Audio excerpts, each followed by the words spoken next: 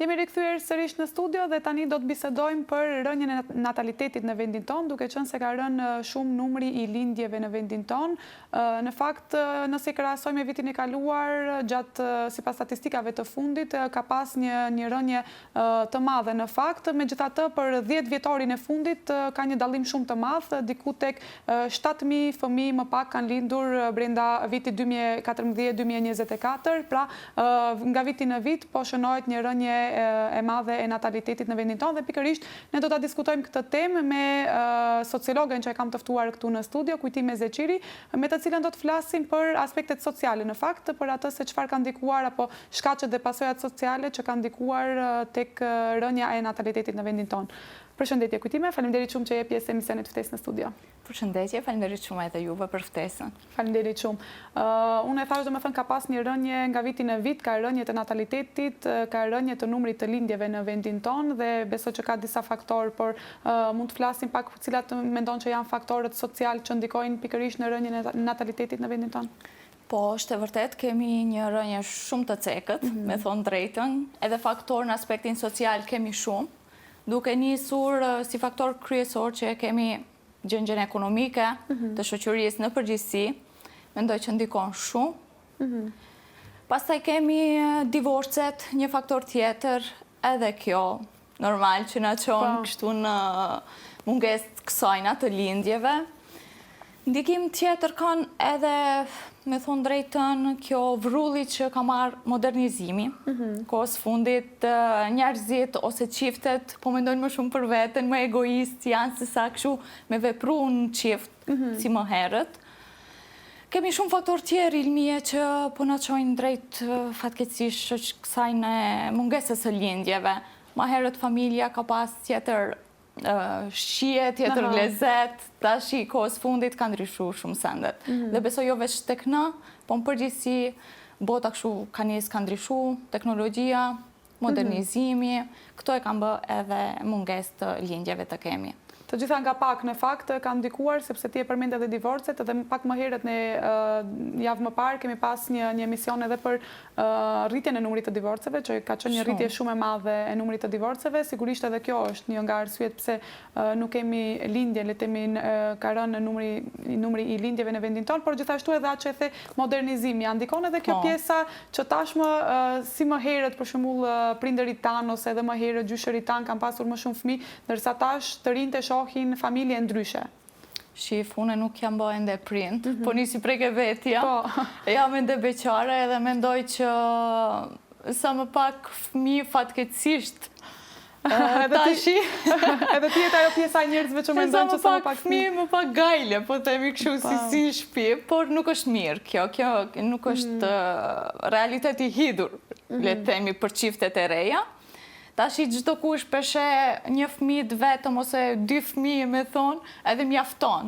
Shkaku që janë rritë edhe kërkesat, gjendja ekonomike po vështirësohet në shumicën e familjeve, shoqërisë, edhe po donë ma shumë e shiju jetën, ma shumë me dalë, me shëtit, me blejt, firmato, do me thonë këto sende gjithë I bashkojmë edhe del që ma pak fëmijë njerëzit po bojmë për me shiju ma shumë, atë që thash edhe në fillim, janë bë më egoista tash I çiftet, pedonaj gruajat të veten, burrijat pjesën e vet, më shumë liri, mendoj që kanë kur kanë më pak fëmijë.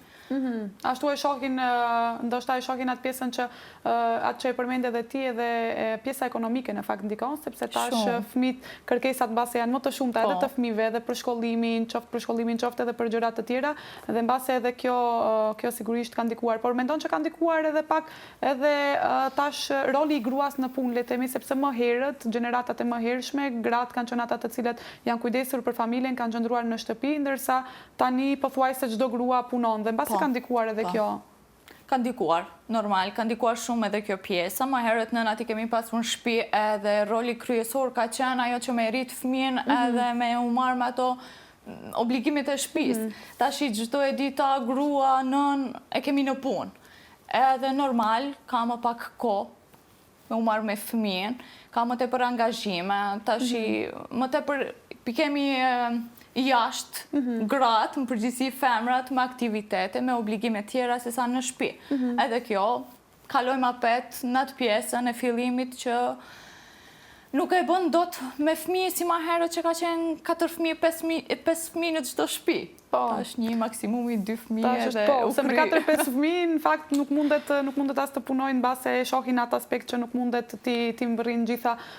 Por si e sheh edhe ndërtimin e karrierës, sepse tash mbase njerëzit çdo ditë më shumë po drejtohen më shumë në ndërtimin e një karriere. Më herët mbase nuk ka qenë sidomos te gratë në fakt që ka ndryshuar në vendin tonë. Nuk kanë qenë shumë të le të themi të fokusuar në ndërtimin e karrierës, kurse tash njerëzit e shohin që unë dua të krijoj karrierë dhe e vendojnë karrierën përpara familjes. Si e sheh këtë? Kemi shumë cekët ilmi e kohës fundit, modernizimi e ka bërë atë veten edhe e ka marrë përpara familjet në përgjithësi, më shumë le të themi gjinim femrore. Nuk jam kundër asajna që me ndërtu një karrierë për vete, tani ne shumë mirë e dim në gjeneratat e reja që qa do me thonë edhe kjo, me që kemi edhe divorc të tepërt, edhe ti si femen ma herët je nështru një mashkulli, edhe ke prit çdo gjë prej ti, ta shikohet që ka ndryshu, me një aspekt u ka bo pak ma mirë që çdo femër është e zoja e vetes, por në aspektin e natalitetit, negativisht ka ndiku. Sepse karriera është diçka që tërhek. E nisën edhe në varësi normal të punës që punoj, po tërhek. Sa t'ja nisish, sa t'nisish në atë rrugë, edhe tani donë që të ngritesh.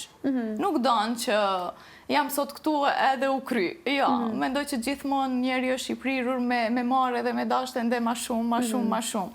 Edhe kjo e ka bërat dë veten. Nuk është mirë që me i dhonë prioritet karrierës, kur në shumë mirë e dim që në nënkupton familja, që do me thonë familja, por i ka humpë, i qik ai fili, i kuptimi, ma herët, tash ka pas ma shumë shije një familje, për me e pa ka pas diçka tjetër, tash shumë vetjak, po vetjak në qift po veprojnë, vetjak në familje, po flasë për brezat pak më të largët se ata familjarët shpi që e kemi.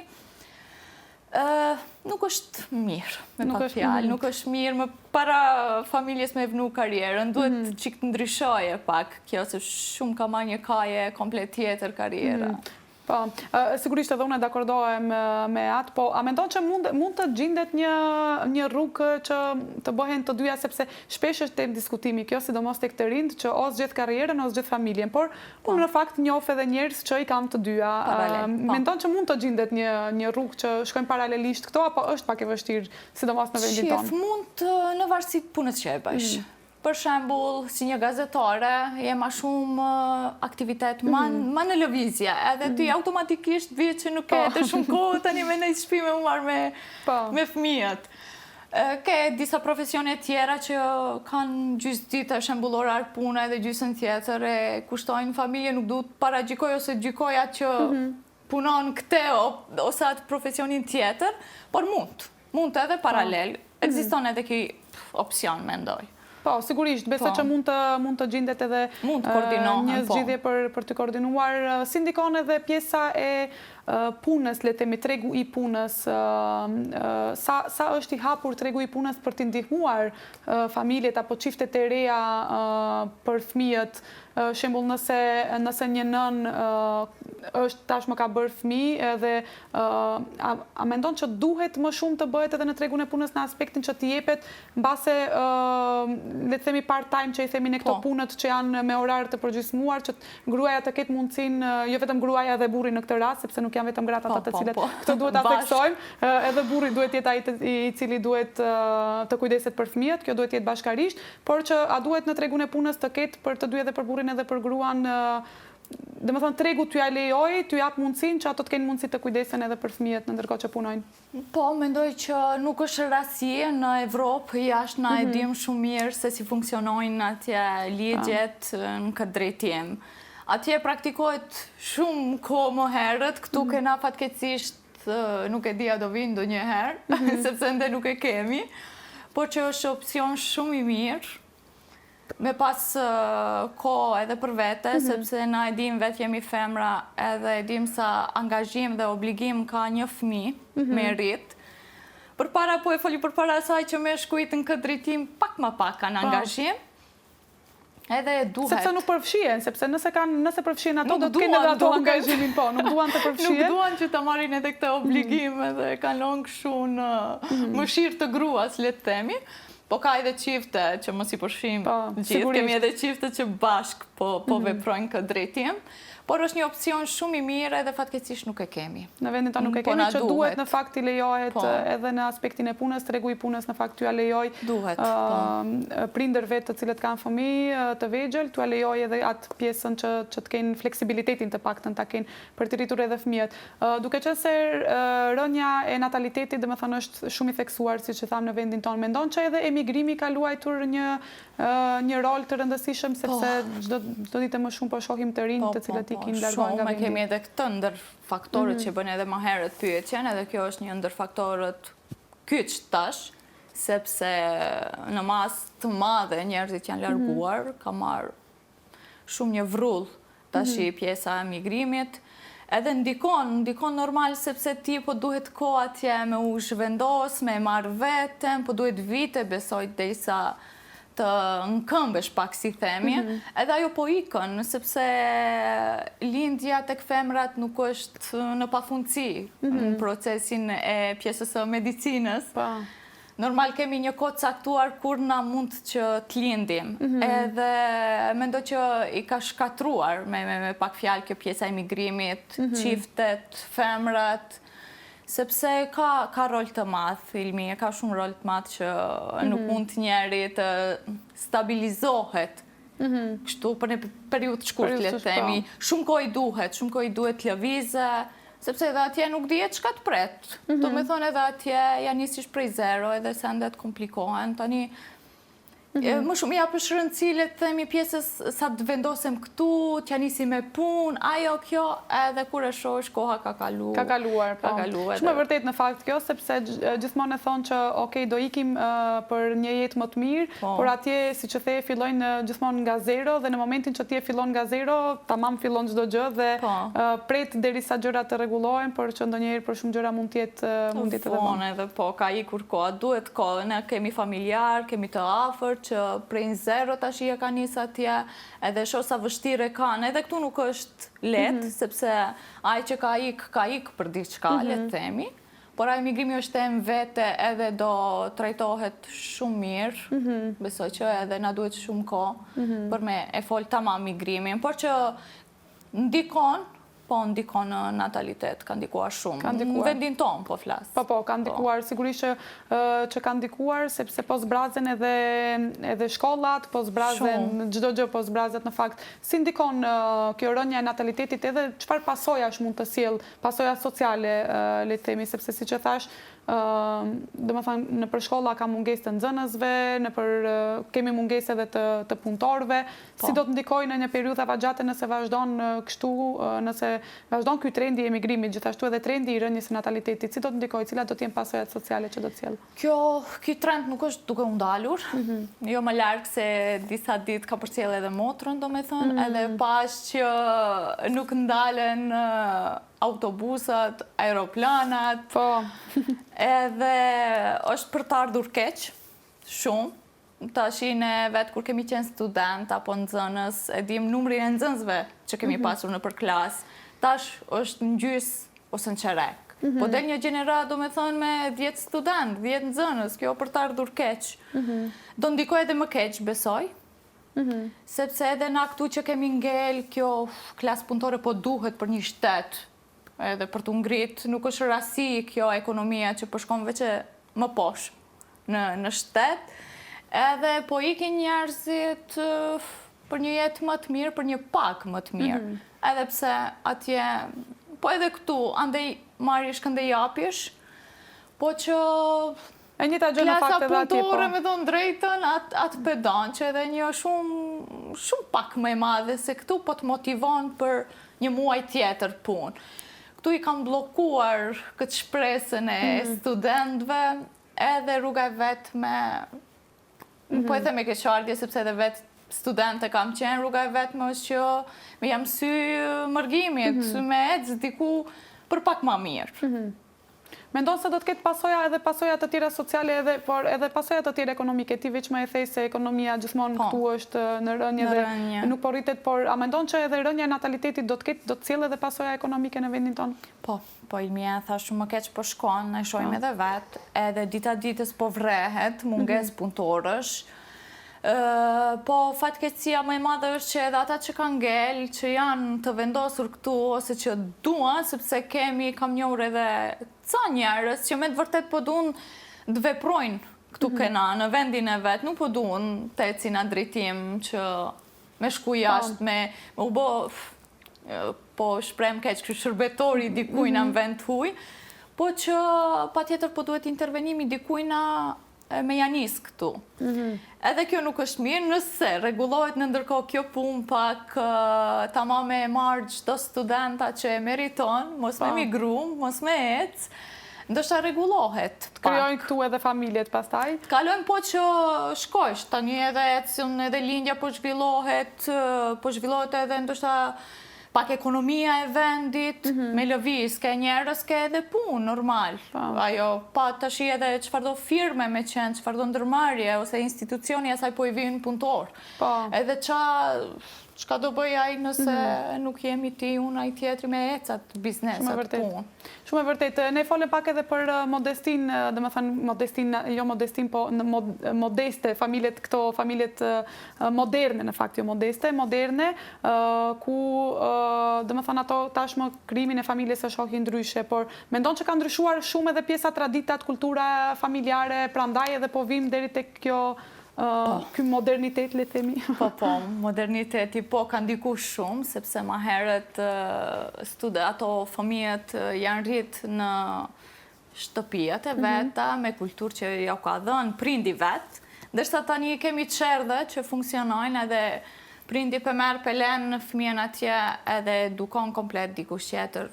Okej, në rregull ajo është profesioni i sajna edhe nuk është rastisht që është aty, po që atë që e jep vetë ti si nën, si bab, nuk e jep dot, do me thënë dikush tjetër.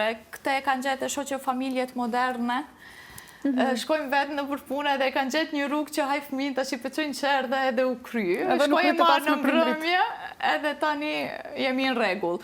Nuk është mirë, kjo nuk është mirë, kjo e dëmton shumë, e ka dëmtu shumë, do me thënë familjen, e ka ndryshu sa që e ka ndryshu dhe konceptin e familjes. Dikur ka qenë më ndryshe familja, sot me këtë teknologjin, modernitetin, do me thënë këto sendet që kanë ardhur, duhet edhe koncepti i familjes me ndryshumë. Duke qenë se jemi nga fundit, të të pyes, si e sheh këtë trendin, ku mendon se do të arrijë ky trendi i rënjes së natalitetit dhe çfarë masash mendon se duhet merren mbase edhe shtetin duhet të ndërmarrë masat politike, sociale për ta ndaluar këtë trend? Tashi që u bën një periudhë ajo me pak për fëmijën e tretë, e pash që interesant, Ilmi e nisi pak lëvizje, njerëzit pak sigur u çliruan se tani po lind fëmija i tretë edhe sa do e vogël që tjetë ajo ndihma, okej, po vjen. Edhe do me thënë që mendoj që një lëvizje e mirë nga ana e shtetit, sepse nuk arrim dot nëse më herët me një pak ose me 200-300 euro kemi mund të shkojmë market edhe për një muj me siguru ushqimin, tash dy afike ato edhe ecin, duhet me punu ma fort, ose privat me punu ka 2-3 punë që me arrit të mbjetojsh. Po nëse shteti do lëviz në këtë drejtim për ndihmë financiare, besoj që edhe do kemi edhe natalitet pak në lëvizje. Kjo është forma e vetme, mendoj që njerë për njerë, kështu si po jetë situata, këte kemi që në qoftë se në mënyrën ekonomike po i ndihmojmë financiare, po i ndihmojmë një familje, do jetë ajo dëshira pak më e madhe që të ketë fëmijë më shumë, të ketë zhvillim. Sepse nuk do t'i kenë pengesat financiare, sepse si që një nga shkaqet është edhe pjesa ekonomike, një nga shkaqet pse nuk lindin çiftet fëmijë, do t'jetë edhe pjesa, është në fakt edhe pjesa ekonomike, pengesa ekonomike që kanë çiftet e reja, dhe mbase ndihma qoftë e shtetit, qoftë ndihma financiare, por qoftë edhe ajo që e përmendëm edhe për tregun e punës, mbase do t'jetë një shtys që do t'i bëjnë mbase të rinë të ndryshojnë mendimin sërish e të kthehen ato familje tradicionale ku do t'kenë më shumë fëmijë, po. Uroj shumë që pak të ndryshoj, të gjallërojmi, sepse jemi fik, jemi shim krejt. Uroj që vendi pak të lulëzoj, jam kundra pjesës që të migrojmë, jam shumë kundra jo pak. Edhe ky vend do shta na jep diçka, po që mendimën e atyre personave adekuat që i kemi në këtë drejtim, uroj që edhe bëj thirrje normal, që të lëvizim pak, të mendojnë edhe atë pjesën që jo vetëm për vete, por që kemi ende njerëz në nevoja, njerëz që me të vërtet dalin dot në fund të muajit.